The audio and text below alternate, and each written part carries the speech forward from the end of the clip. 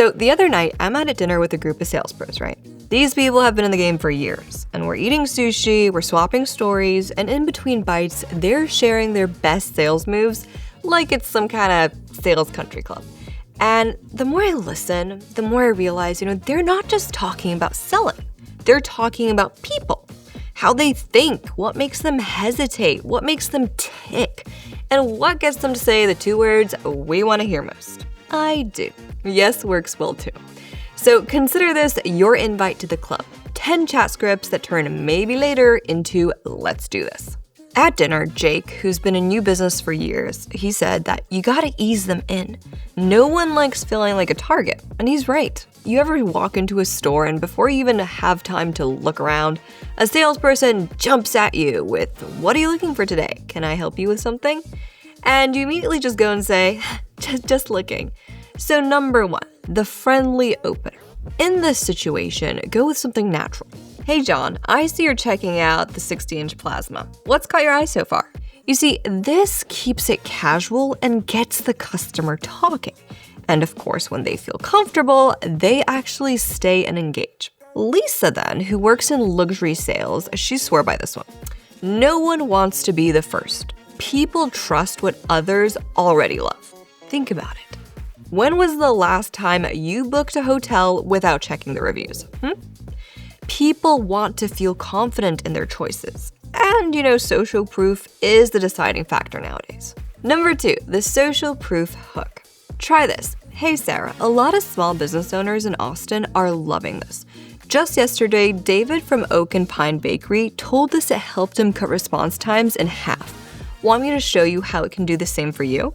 If others are benefiting, they'll start thinking, maybe I should give this a shot too. Halfway through dinner, someone said, selling is basically just problem solving. And they were spot on. You see, people hesitate for a reason, but they don't always say it outright. Maybe they've been burned before, maybe they're overwhelmed, or maybe they just don't even know if it's worth it. Number 3, the pain point mirror. I hear you. A lot of people feel overwhelmed trying to manage customer questions across, email, social, and their site before switching to live chat.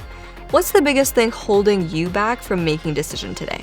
This keeps them from ghosting you, and friends, you don't want to be ghosted. Instead, they open up, and now you have a real conversation going. Number 4, the value over price move. Price objections aren't about money.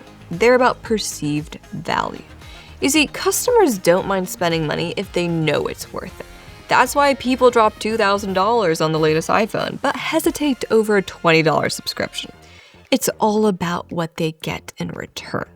So when they say something like, "This is too expensive," what they really mean is, "It's not worth it for me." So what you want to go with is something like this.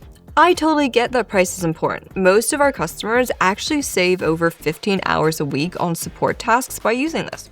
Want me to show you how that adds up?" Now they're seeing the return on investment, not just the price tag. Right. Have you ever put something in your cart, get distracted, and completely forget about it? Yeah, your customers do that too. Number 5, the just checking follow-up. Sometimes people want to buy, but, get caught up in other things. It's life, right? A simple follow-up can really make all the difference in this case. Here's definitely what not to do. "Hey, are you going to be making a purchase today?" No. You want to keep it casual. "Hey James, just checking in. I don't want you to miss out on the 20% off annual plan. Should I hold a spot for you?" A friendly nudge, no pressure. That's often all they need to take action.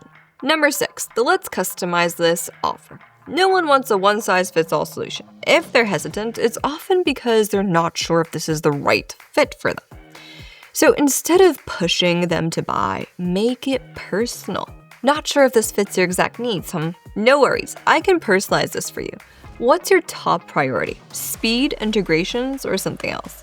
Now, "do I want this" is buried under the Sahara because they're thinking, "Ooh, how can this work for me?" And that shift makes all the difference. When the waitress came back in with the matcha, Jake laughed. And he said, "People don't buy products. They buy better versions of themselves." And honestly, think about it. That's exactly how buying decisions happen. Number 7, the future you close. Imagine, Maya, a month from now, your team is handling chats like pros and your customers are getting help in seconds. Sounds good, right? Let's make that happen today. Now they're not just considering a product, they're picturing a better version of their life. Number 8, the reassurance callback. Objections aren't rejections, they're just hesitation points. But the worst thing you can do is push back too hard. Now, during the night, Natalia, who's closed more deals than I can count, she told me, if someone has doubts, I never fight them on it. I just show them that they're not alone. Totally hear you. Funny thing, our happiest customers had the same concern before trying it. What made the difference was the ability to test it for 14 days. No credit card needed. Want to see how it works for you? See, instead of feeling like they have to defend their hesitation, they're thinking, okay, maybe this is worth a shot. Another thing you need to know about friends is that FOMO is real. But forced urgency, that just makes people run in the opposite direction. You ever see last chance, final sale, never coming back, and then literally the same sale is there next week?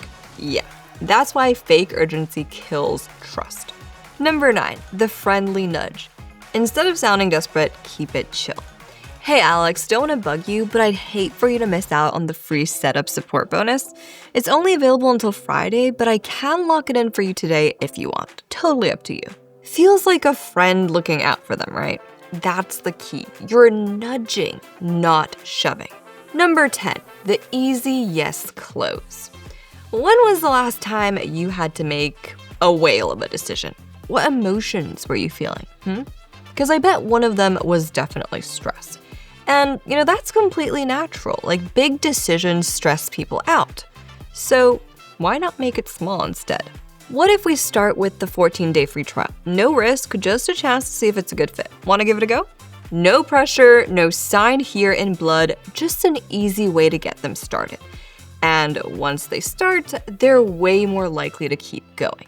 As the night wrapped up, I realized this wasn't just dinner. This was a masterclass on how people make decisions. And now, these scripts are yours. Which one's your favorite? Drop it in the comments. And of course, hit that like button, subscribe, and I'll catch you in the next one. Now go close those deals.